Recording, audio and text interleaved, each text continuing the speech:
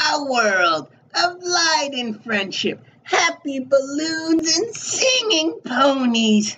A world where princesses exist and they raise the moon, lower the sun. A world of joy. But what happens when shadows cover the land?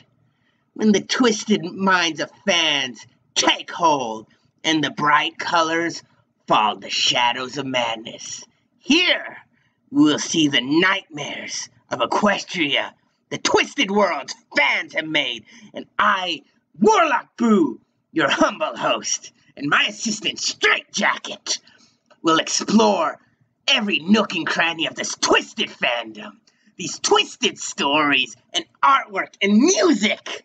Here, we will see how a nice seamstress becomes a sadistic mistress. We will see how a party pony becomes a mass murderer. We will see how the happiest thing, Cutie Marks, could become a destructive plague. Here, we will explore everything. So sit right down. You're not going anywhere, are you?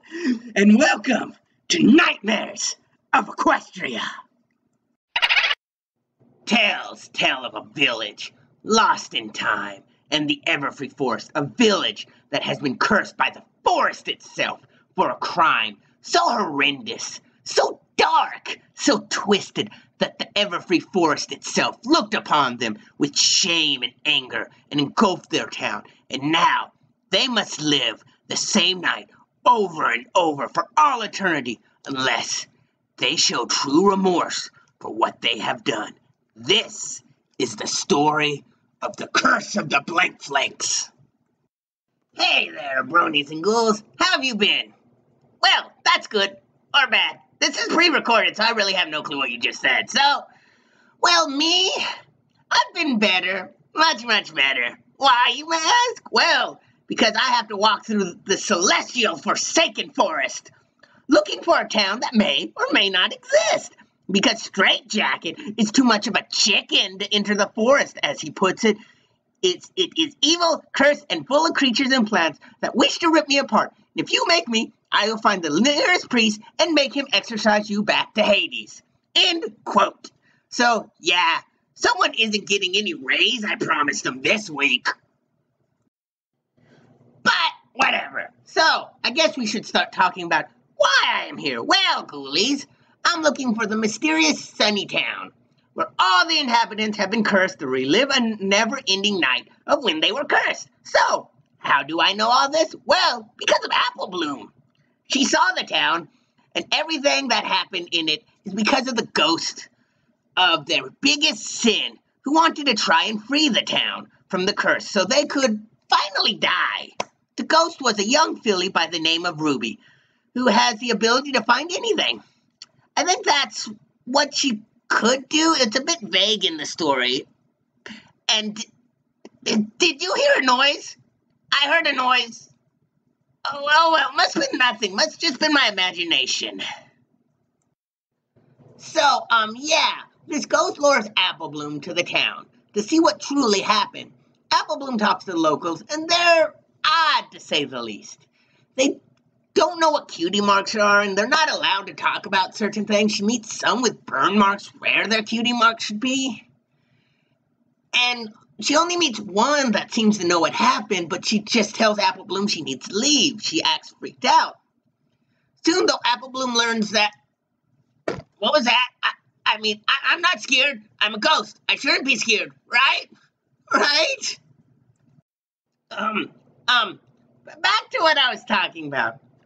Well, she learns that the town was terrified of cutie marks. Why? Because of cutie pox. The sickness that makes you gain cutie marks and die from exhaust from overdoing it from what all the cutie marks you had said you had to do. So this town learned about them and banned all cutie marks because that's logical. Even trying to burn them off the ponies, but it did not help. So, what did they do? They murdered a young filly. When she gained her cutie mark, or as they called it, curse mark, so no one else could get it. But she did not have cutie pox. She had just gained her cutie mark. So for this, the Everfree Force cursed them, and Who, you may ask, was the young filly? Well, it was Ruby, the ghost that lured Applebloom there. Because she's actually forgiven the village. She knew they were afraid. She knew they were scared. But at the same end, she wants them to be able to rest in peace now. Yeah, and once Applebloom found this out, the illusion was broken. The town turned to look like rotten, decaying lumber. Even the other ponies didn't look, what's the word? They look more like, zombies. Yeah, that'll work. But what's worse, they look decayed and rotten, with only bits of flesh on them. All the ponies who tried to warn Applebloom, this town is weird, now are telling her, stay, we'll protect you, we'll make it nice, we'll make everything right, you can be with us forever. All except the one that tried to warn her. The one that told her knew what happened. She actually felt remorse and ended up sacrificing herself for Applebloom, being torn apart by the others to protect Applebloom.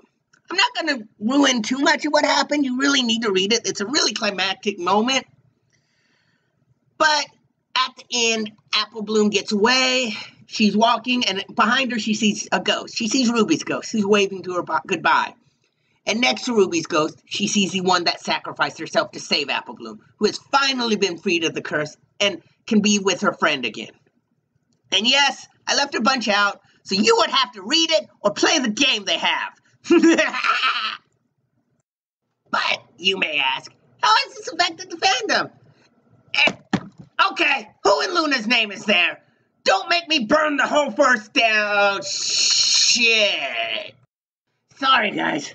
I had an run-in with, never mind, but, as I was saying, yeah, the fandom loves this story. There is plenty of art and music and even a Flash game dedicated to it that looks like it should have been on the Nintendo system. This thing is huge in the MLP Creepypasta fandom, even in the normal fandom. But why is it so good? Well, because it could have happened. It all feels like an episode, ends in a way that makes it plausible, and it's just good. So yeah, this for me is the only creepypasta I will use as headcanon. This should have happened. This should be an episode. I mean, it's creepy, but I want to see a fan-made episode of this. Anyone listening, make a fan-made episode of this. I will help in any way I can. This is a good thing. It would make a good fan-made episode. Headcanon. Headcanon all around with this. All right. But I suggest either read it or play the game. Both are good ways to learn the story. The game has some different things. And this is Warlock Boo saying, hope to be spooking y'all. Great. What the heck is that? Okay, bye. So I'll see y'all later. I'm out of here before that thing gets me and makes me wish I had stayed in Hades. So, yeah, Warlock out.